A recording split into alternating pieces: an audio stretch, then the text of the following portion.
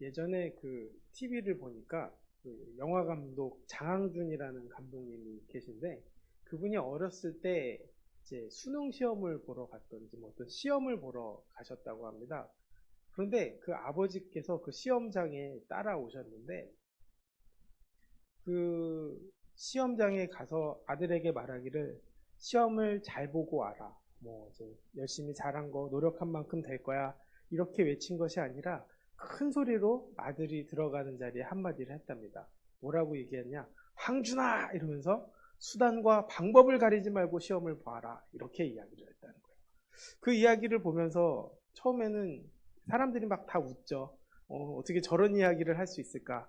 또 어떠면 어떻게 저런 생각을 할 수 있을까? 또 많은 사람들이 볼 텐데 이런 생각이 들었는데 듣다 보니까 또 이 세상을 살아보니까 그 말이 뭔가 맞는 것처럼 느껴질 때가 있다라는 것이죠. 분명히 옳은 방법은 아닙니다. 공부한 만큼 또 최선을 다한 만큼 얻는 게 맞지만 어떻게 보면 한편으로 듣다 보면 그것이 맞다고 느껴질 때가 있다라는 것이죠. 그것이 왜 그런가 봤더니 우리는 어렸을 때 학교 다닐 때 도덕책을 배우고 또 윤리책을 배우면서 이것이 바른 길이다, 이것이 옳은 길이다 라고 이야기는 듣습니다. 문제는 살아가면서 느끼는 일들은 도덕책대로 사람들이 살지 않고 윤리책대로 살지 않더라는 것이죠. 어찌 보면 대부분의 사람들이 수단과 방법을 가리지 않고 자신의 유익에 집중한다는 것을 알게 됩니다. 우리는 바른 길, 좋은 길, 옳은 길을 늘 이야기하지만 결과적으로 사람들의 선택은 바른 길, 옳은 길이 아니라 나에게 유익이 되는 길, 나에게 득이 되는 길, 나에게 이익이 되는 길, 이 길을 선택한다는 것이죠. 이 길이 편하고 또 이것이 옳다고 믿게 돼버린 세상이 되었다는 것입니다. 사실 옳고 그름의 기준도 우리는 정확히 알지 못할 때가 있습니다. 학교에서 가르쳐 주는 게 무조건 옳은 것이냐? 또 그렇지도 않다라는 것이죠. 우리의 기준은 또 옳고 기름의 기준은 결국 하나님의 뜻에 합한가, 하나님의 뜻에 맞지 않는가? 성경은 그렇게 이야기하고 있다는 것이죠.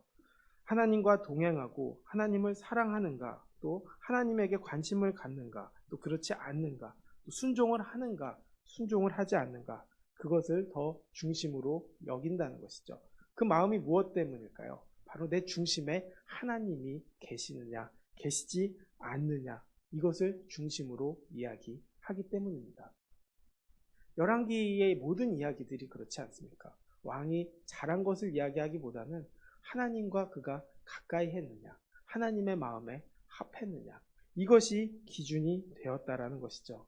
그렇지 못한 사람들은 당연히 하나님께 비판을 받게 된다라는 것입니다. 오늘 말씀은 아도니아, 하나님의 뜻을 생각하지 않고 자신이 왕이 되려고 했던 이 한 사람의 죽음으로 인해서 많은 사람들이 어려움을 겪는 이야기입니다. 아도니아는 살 방법이 분명히 있었습니다. 그런데 살 길보다는 권력을 얻으려는 길을 택하려고 하다 죽임을 당했습니다. 아도니아가 죽임을 당했다는 이야기를 들었을 때 많은 사람들이 걱정했을 것입니다. 그 사람들은 바로 아도니아를 지지했던 사람들이죠. 아도니아가 살아있었다면 용서를 받았다고 생각이 들 수도 있으면서 조금 안심할 수 있을지 모르겠으나 죽었다는 이야기를 들었을 때 어떨까요?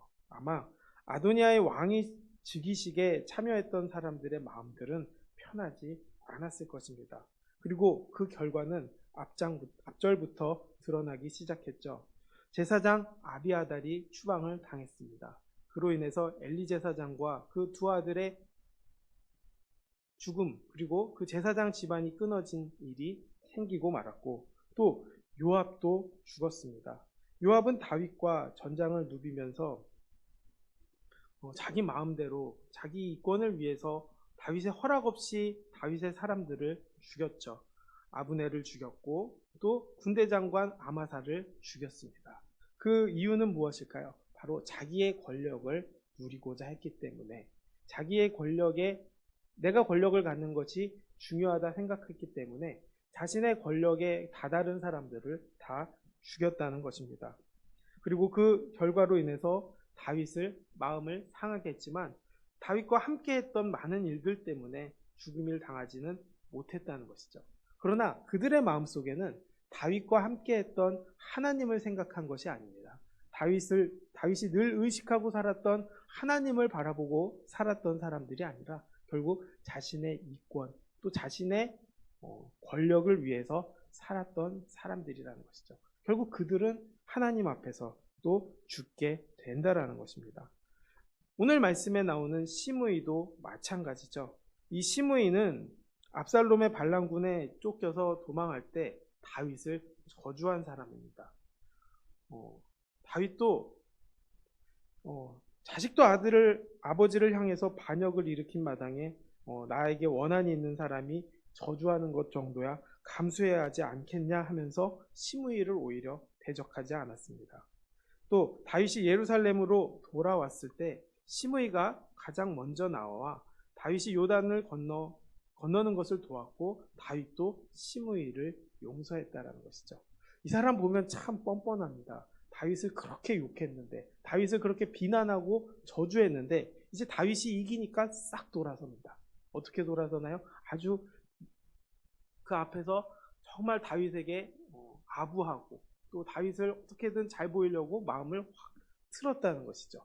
이런 사람들 좀 조심해야 되지 않습니까? 처음에는 그렇게 잘해줄 처음에는 날 그렇게 비판해놓고 갑자기 내가 어떤 힘이 생기고 권력이 생기고 능력이 생기고 자기의 필요가 되니까 싹 달라지는 사람들이 있다라는 것이죠. 이런 사람들 사실은 조심해야 되는데 또 함부로 대하기도 어려운 사람들이 바로 이런 사람들이죠. 이런 사람들을 조심해야 하지만 그가 결국에는 그 뒤에 있는 그 1000명의 사람을 데리고 올 정도로 다윗을 맞이할 때 1000명의 사람을 데리고 올 정도로 지파 안에서 영향력도 있었고 여러 가지로 필요가 있었기 때문에 다윗은 오히려 맹세를 하고 죽이지 않겠다라고 하면서 그를 잡아뒀지만 그 마음속에는 어떤 마음이 있었을까요? 내 아들한테는 분명히 또 이런 일을 행할 것이다. 또 내 아들에게는 방해가 될 것이다. 이런 생각이 들었기 때문에 직접적으로는 죽일 수 없었지만 솔로몬에게는 죽이라고 명령하는 것이죠. 그런데 그냥 죽이라고 다윗이 이야기하지 않습니다. 열왕기상 2장 9절의 말씀을 보면 그를 무지한 자로 여기지 말지어다. 너는 지혜 있는 사람이므로 그에게 행할 일을 알지니라고 이야기합니다. 지혜 있는 사람이라고 표현한 이유는 지혜롭게 명분을 만들어서 제거하라는 권고까지 했다는 것이죠. 솔로몬도 분명히 알았을 것입니다. 자기 아버지에게 한 일을 알았을 것이고 또 그의 왕좌에 방해되는 것도 알았다는 것이죠. 그렇기 때문에 시므이를 제거하기로 마음먹은 솔로몬 왕은 시므이를 불러서 먼저 경고합니다. 예루살렘 성을 나가 기드론 시내를 건너면 너는 반드시 죽일 것이다 라고 말하는 것이죠. 베냐민 땅 바후림 땅에 살고 있었던 시므이를 예루살렘 성 안에서 살게 하고 다른 곳에 못 가게 명령한 이유는 그가 분명히 반란을 저지를 수 있는 인물이기 때문에 가까이 두고 감시하게 하려는 것이고 또 베냐민 지파 사람들이 그와 접촉하려면 반드시 기드론 시내를 건너야 했기 때문에 그곳을 건너지 못하게 하기 위해서 막아 두었다는 것이죠. 한마디로 연금을 했다는 것입니다. 그러나 솔로몬에게 이 연금을 당하다시피 하는 것은 분명히 마음속에 불만이 있었을 것이지만 따라갈 수밖에 없었다는 것이죠. 그런데 시간이 지나면 어떨까요? 그 사람은 이제 바쁘니까 생각하지 못할 것이다. 그 맹세를 기억하지 못할 것이다. 이렇게 생각을 했다는 것입니다. 그래서 3년이 지난 후에는 자기가 이제 자신의 방법대로 한번 새롭게 무언가를 해보려고 했는데 사실 솔로몬이 그것을 몰랐을까요? 알았다는 것이죠. 그리고 3년을 오히려 기다렸다는 것입니다. 무슨 기다림이었을까요? 죽일 명분을 찾을 기다림이었다는 것이죠. 그런데 이 죽일 명분을 찾을 기다림을 갖고 있는 상황에서 시므이의 종들이 도망을 쳤다는 것입니다. 그 시므이의 종들은 가드까지 도망을 갔는데, 이 블레셋의 가드는 거리가 한 38km 정도 되는 거리라고 합니다. 그런데 이 종들이 도망한 이유가 정확히 나와 있지는 않지만, 시므이는 그를 잡으러 가야 된다라는 생각이 들었다는 것이죠. 그런데 사실 도망하게 하고 아마 자기가 이제 아기스 왕을 만나기 위해서 아마 작전을 만들었던 것 같습니다.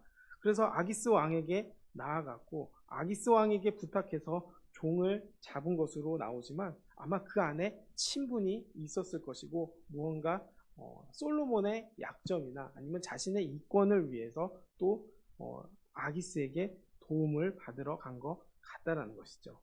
그리고 그 종들을 인도해 오는 것은 주인이 직접 가야 되기 때문에 불가피한 것처럼 이야기하지만, 사실은 또 다른 반역과 반란을 준비했다라는 것이죠. 그리고 다윗은 이 시점을 놓치지 않았다는 것입니다.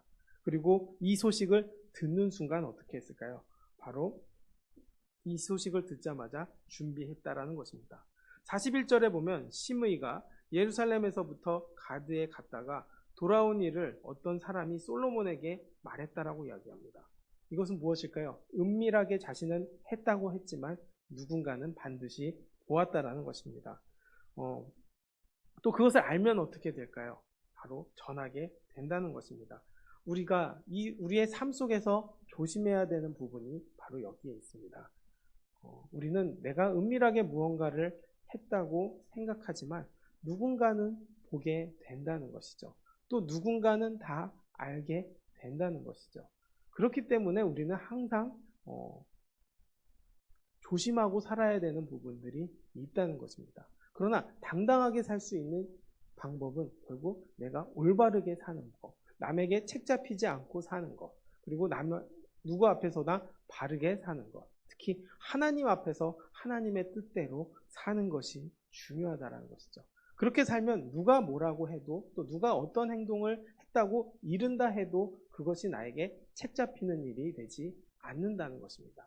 그러나 시므이는 걸렸다는 것이죠. 무엇 때문에 걸렸을까요? 바로 알지 못하는 누군가가 보았기 때문이라는 것입니다.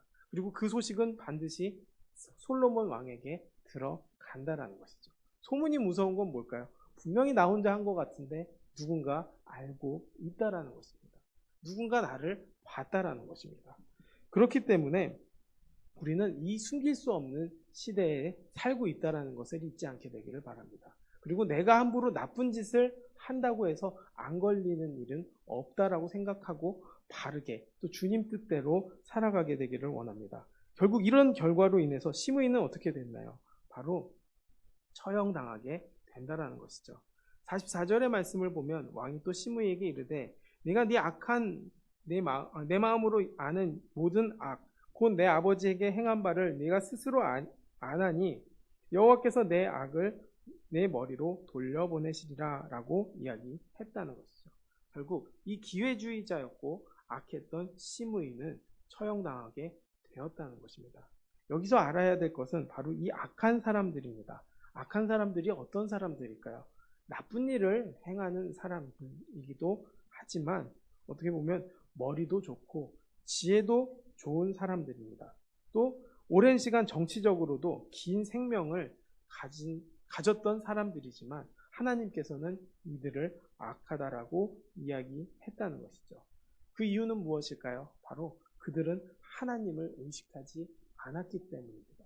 하나님께서 건전해 주셨고 하나님께서 인도해 주셨고 하나님께서 이끌어 주셨던 이 이스라엘을 보았음에도 불구하고 하나님을 생각하지 않은 사람들, 하나님을 생각하기보다는 나를 생각하는 사람들, 내가 왕이 되고자 했던 사람들, 내 마음을 내가 주장하려고 했던 사람들이 바로 악한 사람들이라고 하나님께서는 말씀하고 계신다는 것이죠. 우리는 그렇게 하나님을 의식하지 않고 사는 사람들을 늘 만나게 됩니다. 또 자신의 머리와 자신의 힘만 믿는 사람들을 우리는 만나게 됩니다. 우리는 이것을 조심해야 된다라고 이야기한다는 것이죠. 근데 더 조심해야 될 일은 바로 나도 그렇게 될 수 있다라는 것입니다. 순식간에 내 유익에 집중할 때가 있고 순식간에 하나님을 의식하지 못할 때가 있다는 것입니다. 그리고 그 결과는 하나님을 떠난 사람, 악한 사람이 된다는 것이죠. 나쁜 일을 하는 거 분명히 악한 사람 맞습니다. 그러나 하나님을 의식하지 못하고 사는 것 역시도 같은 사람이라는 것이죠. 그 결과가 같기 때문입니다. 하나님을 의식하지 못하고 하나님을 믿지 못하고 하나님의 뜻에 관심 갖지 않는다면 결국 우리는 심판의 때에 같은 결과를 겪을 수밖에 없기 때문입니다. 그렇기 때문에 우리는 신앙생활 할 때 나를 내려놓고 하나님의 뜻을 바라보게 되기를 원합니다. 그리고 하나님의 뜻을 순종하게 되기를 원합니다. 이것은 내 생각과 시선이 완전히 변해야만 가능한 일이기 때문입니다. 우리는 누구를 의식하나요? 사실 그 의식의 기준도 내 중심이 누구인지를 알고 결정해야 된다는 것입니다. 하나님인가 나인가 늘 생각해야 된다는 것이죠. 그 자리에서 우리는 하나님을 바라보고 의지하게 되기를 바랍니다. 그리고 악에서 떠나서 늘 하나님을 의지하고 그가 원하는 또 그의 뜻에 합당한 선택을 함으로 인해서 우리 구원의 역사를 이루고 하나님의 뜻과 은혜를 누리는 우리가 되기를 주님의 이름으로 축원하겠습니다. 기도하겠습니다. 하나님, 우리는 내 생각과 또 내 이권, 또 내 유익을 누리려고 할 때가 너무 많습니다. 그리고 그것이 내 중심이 될 때가 있습니다.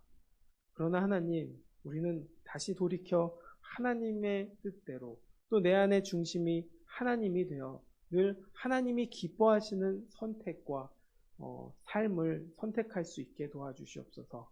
우리의 마음은 여전히 악하고 우리의 마음속에는 악이 늘 있지만 그 악을 하나님께서 제하여 주셔서 늘 주님을 의식하고 주님의 말씀에 순종하고 주님을 따르는 삶을 통해서 삶을 살아가게 하시고 구원의 은혜를 누리게 하여 주시고 하나님의 나라를 누리게 하여 주시옵소서. 모든 영광 주님께 돌리며 예수님의 이름으로 기도드렸습니다. 아멘.